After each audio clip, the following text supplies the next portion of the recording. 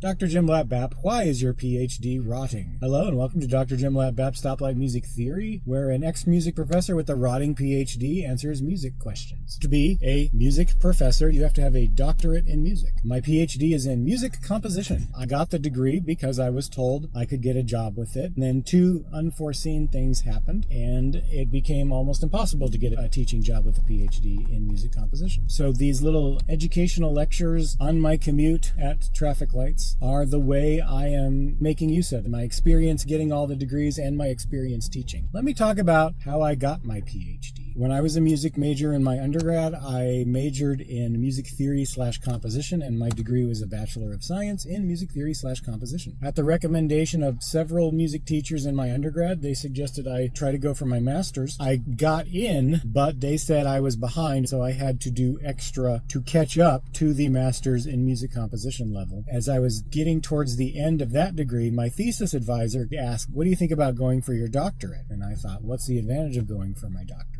And he said, you're pretty much guaranteed a job. You'll probably be the music theory guy in a small college, but it will be a full-time salaried job. Where I got my doctorate, a lot of places offer a DMA, but mine was a PhD in music composition. In the middle of getting my PhD, the economy collapsed. The professor said, the music vacancy list usually listed maybe even 10 openings per month, but right now I'm seeing one a month. In my 40 years of teaching, I have never seen this. When I got my doctorate, there were virtually no openings. I adjuncted and worked at a restaurant part-time. I think the restaurant actually paid more per hour than adjuncting did. Eventually, someone who knew one of my advisors said, we need a music theory composition person right now. I applied and interviewed and got accepted, and I got a full-time job. About 40 credit hours per year. 50 out of 52 weeks, staggered semesters. Even when away, I was on call 24/7. This is when I got permanent voice damage, and I was getting sick 5 or 6 times a year, spiraling towards burnout. I let my contract expire and figured I'm just going to take a year off. I'd saved a bunch of money, and I had a couple of light jobs lined up. I thought maybe I'd work on Jim Lat-Bap a little bit. And that year turned out to be the pandemic year. The music vacancy list was almost non-existent after that. Nobody was hiring new music theory composition people.